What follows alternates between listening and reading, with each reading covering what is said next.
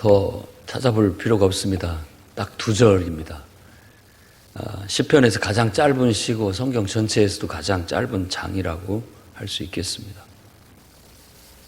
117편 정도는 알고 있어야 됩니다. 상식적으로 성경을 읽어본 사람이라면 제일 짧은 장 2절밖에 없다, 이런 거.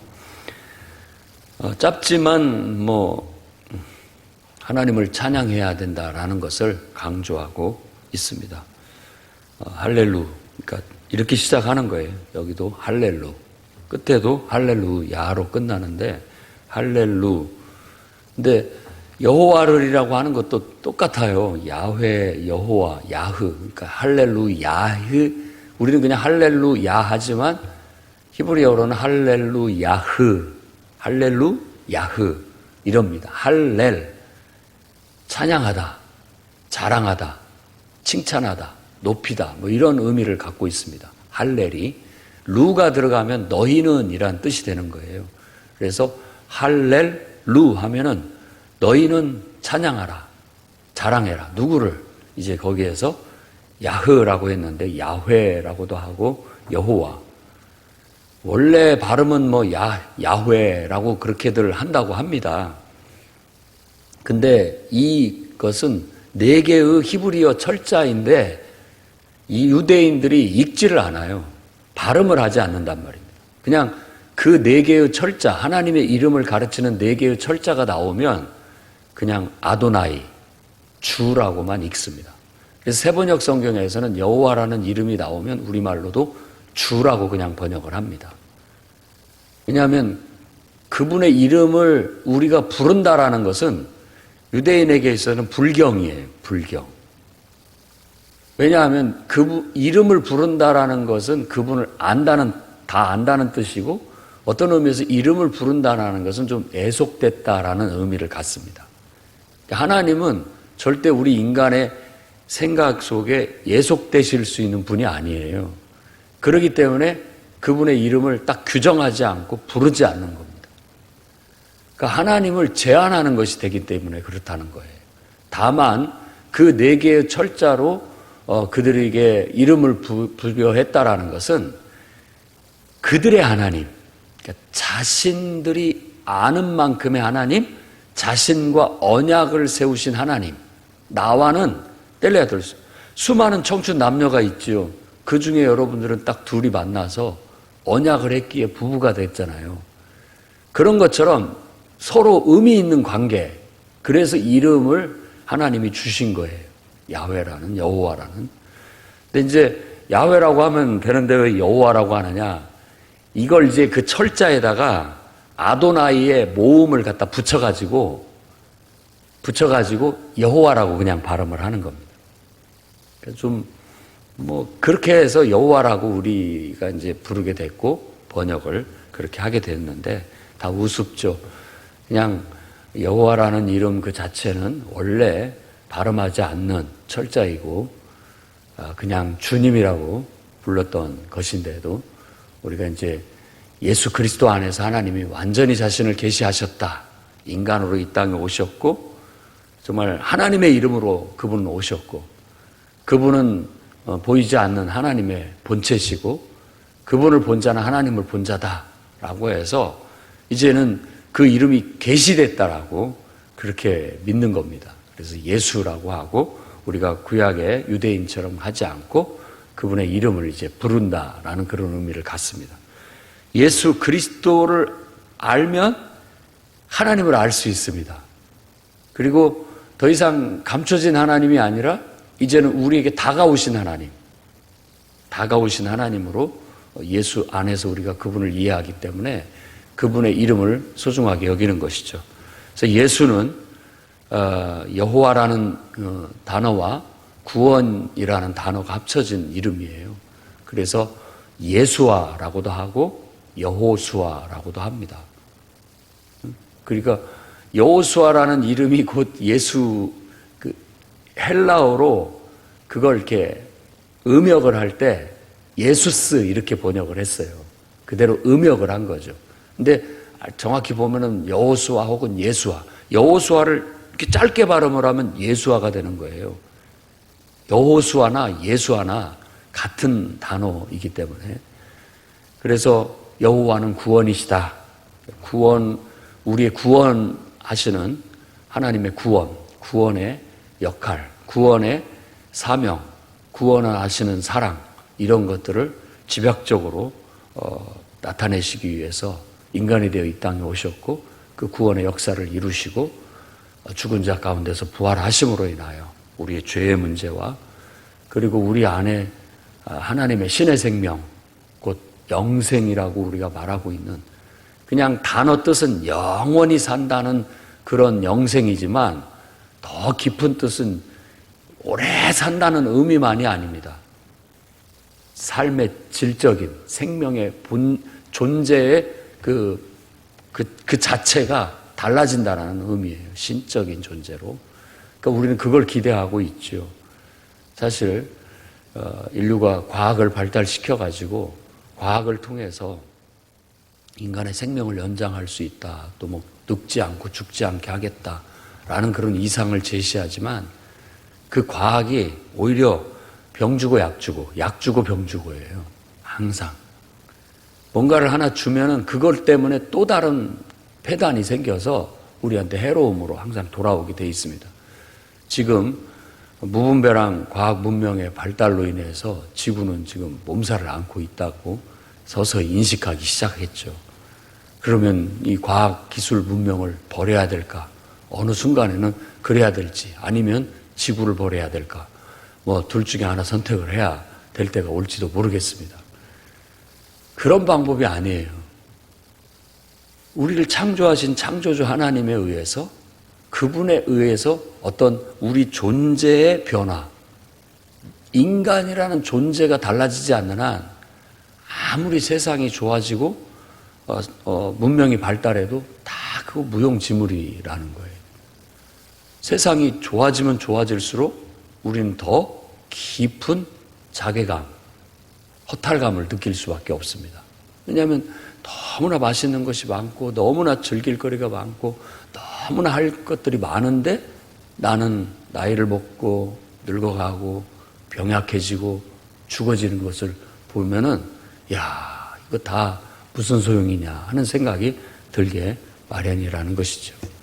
정말 인간의 존재는 하나님에 의해서 창조되었고, 앞으로 하나님에 의한 재창조, 곧 예수 그리스도 안에서 우리에게 보여주신 그 복음, 들려주신 복음 안에 있는 것처럼 우리가 본질적으로 변화되고 새롭게 태어나는 그런 때가 오게 될 것이다. 그때의 희망을 두고 우리에게 주어진 이 나그네와 같은 죄 가운데 지금과 같이 제한된 인생을 하나님께서 주신 이유, 목적에 충실해야 되겠습니다.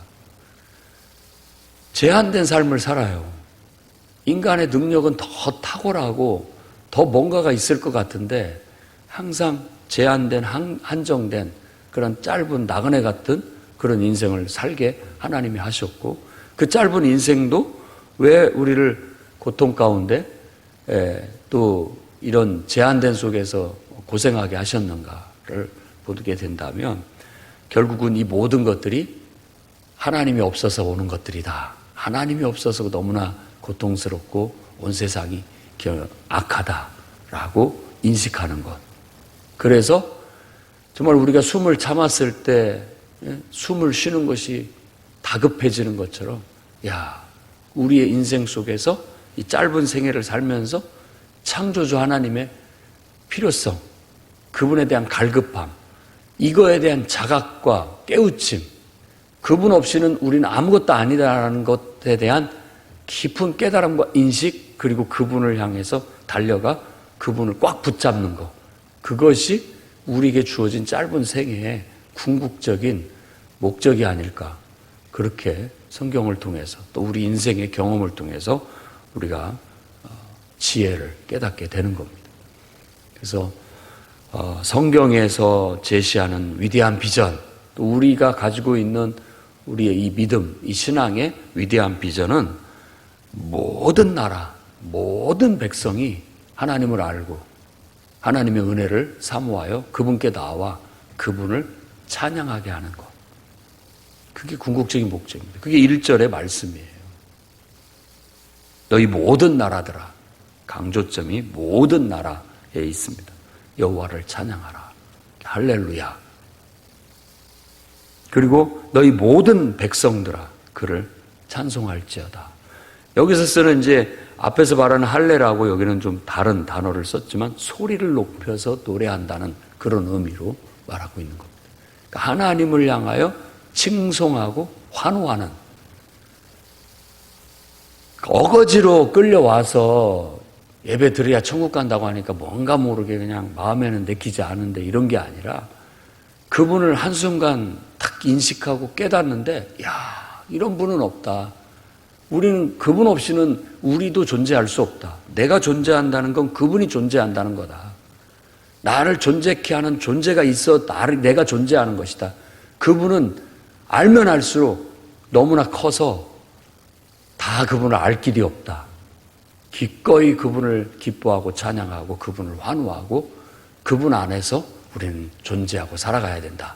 라는 마음으로 다 모여서 하나님을 찬양하는 날이, 그런 날이 오기를 노래하고, 또 그것이 우리의 비전이 돼서 교회와 성도가 존재하는 목적, 이 땅에서 나를 먼저 부르셔서 하나님을 알게 하시고 나를 부르셔서 교회, 주님의 몸된 교회의 지체가 되게 하신 그 뜻은 우리를 통하여 이 하나님을 온 세상에 비춰내라고, 알리라고.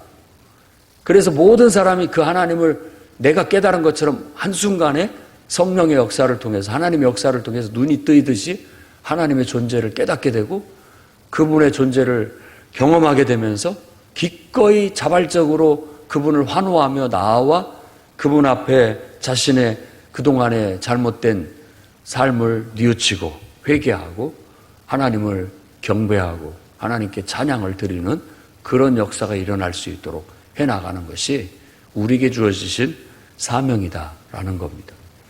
이 짧은 말 속에 여러분들이 우리의 신앙의 비전, 그리고 또 우리가 감당해야 할 사명을 깨달을 수 있기를 바랍니다. 2절 말씀에는 왜냐하면이라고 시작합니다.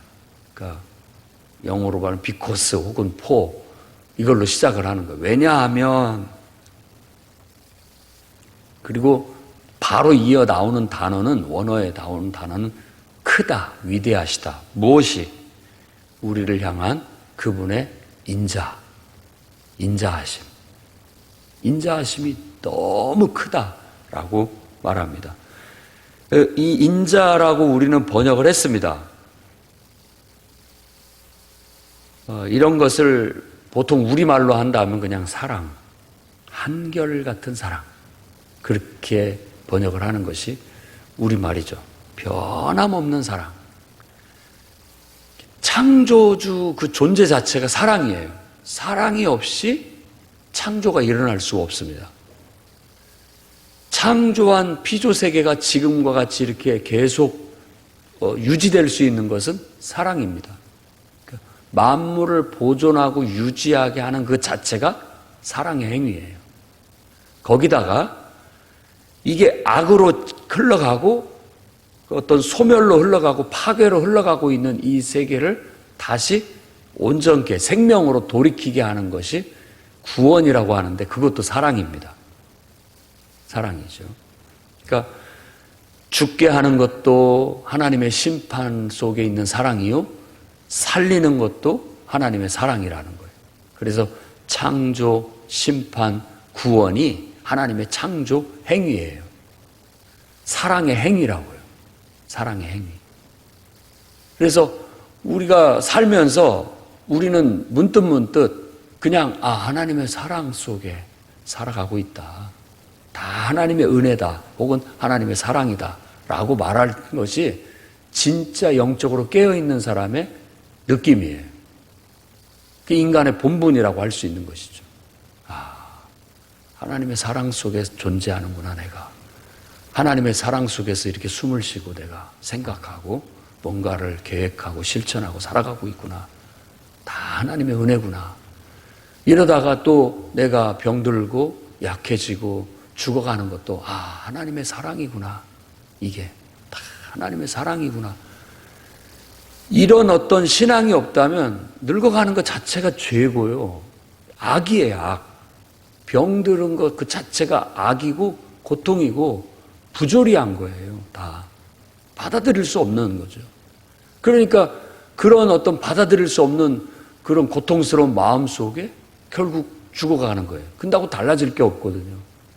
그런데 이것마저도 하나님의 사랑의 손길이다라고 느끼면서 내가 쇠약해져 가고 또 죽어가는 것. 그것은 또 다른 하나님의 사랑의 행위라고 믿고 우리가 죽어 하나님의 사랑 속에 온전히 존재하다가 때가 되게 되면 새로운 어떤 신적인 생명을 가진 예수 그리스도의 부활의 모습과 같은 그런 생명으로 다시 내가 존재하게 될 거라는 그런 기대와 소망 속에 살아가는 것이죠. 그래서 우리를 향한 그분의 인자, 한결같은 사랑, 히브리어로는 헤세드, 구약 성경에서 가장 하나님에 대한 속성으로 강조하고 있는 단어, 헤세드입니다. 그걸 은총, 은혜, 사랑, 인자, 자비, 다양한 말로 번역이 가능한 그야말로 아주 하나님과 우리와의 관계, 우리가 하나님의 무엇을 통해 살아가느냐, 하나님의 헤세드, 우리를 향한 변함없는 사랑 속에 내가 살아간다. 이걸 깊이 느끼고 체험하고 깨닫고 그러다 보면 기꺼이 하나님을 향해서 환호하고 찬양할 수밖에 없다라는 겁니다. 그 다음에 또 한 가지 하나님의 속성을 말하고 있는데 여호와의 진실하심 혹은 신실하심. 이것도 신실하다, 진실하다, 참되다, 다양한 말로 번역을 하고 있는 용어인데 에메트라고 하는 단어입니다. 에메트. 이 에메트는 히브리어의 첫 알파벳, 첫 글자 알파벳, 그리고 중간 알파벳, 그리고 끝 알파벳의 조합이에요. 그래서 모음을 붙여서 에메트라고 하는 겁니다. 영어로 말하자면 A, 그리고 가운데가 M, 그리고 끝에가 이제 영어는 Z지만은 여기서는 T가 되는데, 그래서 에메트라고 발음을 하는 거예요. 처음이나 중간이나 끝이 연결된. 그래서 한결같고 견고하다라고 해서 여기서는 바로 하나님의 진실하심이, 신실하심이 영원하다라고 하는 겁니다. 변함이 없어요. 견고하다는 겁니다. 그러니까 하나님의 사랑은 특별한 사랑이에요. 부부간의 언약을 통해서 또 부모가 자식을 낳는 그런 관계를 통해서 뗄래야 뗄 수 없는 사랑의 관계가 맺어진 것처럼 우리도 하나님과의 뗄래야 뗄 수 없는 관계, 그걸 언약적 관계, 언약적 사랑이라고 그렇게 얘기하는 겁니다. 그래서 성경에서는 자꾸 언약을 많이 얘기하는 거죠. 그건 뗄래야 뗄 수 없는 관계에 놓여 있다라는 걸 강조하기 위한 거예요. 그래서 하나님과 나 사이는 정말 부모와 자식과 관계처럼 또 부부와의 서로 사랑의 관계처럼 뗄래야 뗄 수 없는 하나된 관계를 이루게 돼서 늘 그 속에는 하나님의 사랑이 흐르고 변함없는 그런 신실함이, 항상 변함없는 처음과 중간과 끝이 항상 똑같은 그런 하나님의 진실하심, 신실하심 속에서 우리가 살아가게 되는 거예요. 이것이 우리의 영혼을 충족시킵니다. 내 마음이 꽉 차요. 내 영혼이 충만감을 느끼는 거예요. 그분의 사랑과 그분의 신실하심으로. 그럴 때 우리가 다른 것에 별 필요를 못 느끼는 겁니다. 그런데 이것이 없이 우리가 이것이 비어 있어서, 우리 영혼이 비어 있어서 가난하게 된다면 자꾸만 우리가 뭘 먹어요. 뭘 막 채우려고 하는 이상한 그 중독 증세가 나타나는 겁니다. 그래서 그 자리에다가 하나님 대응으로 뭔가를 막 갖다 집어넣어요. 밑빠진 독에 물 붓기예요. 깨진 항아리에다가 물 붓는 거라고요. 그러다 보니까는 만족이 없는 거예요. 계속. 우상은 아무리 채워도 만족이 없고 세상의 쾌락과 세상의 어떤 우리에게 즐거움을 줄 수 있는 것들은 뭔가 먹을 때는 그냥 시원한 것 같은데 나중에 보면 아무것도 없는 거예요. 이 자리는 하나님의 인자와 신실하심으로만 채워질 수 있는 영역이기 때문에 그렇습니다. 그러다 보니까 하나님을 그 마음에 두지 않고 그 버려진 상태에 하나님이 내버려 두니까 그 온갖 욕망 속에 그걸 채우려고 온갖 욕심을 다 부리면서 악을 행하더라, 인간들이. 그러면서 아무리 먹어도 채워지지 않고 공급되지 않는 그런 갈증 속에서 창조주 하나님밖에 없다라는 걸 깨우치는 것이 하나님이 인생에게 주신 과제라고 저는 여겨집니다. 그러니 말씀을 통해서 오늘 또 여러분들이 깨닫고 하나님의 인자와 진실하심 속에 그분의 사랑과 은혜가 풍성하고 평생 변함없이 그 충만함 속에 존재하다, 사망도 죽음도 없는 영원한 생명 속에 여러분들이 영원히 하나님과 더불어 존재하고 하나님과 더불어 왕노릇하는 놀라운 축복이 여러분에게 있기를 주의 이름으로 축원합니다.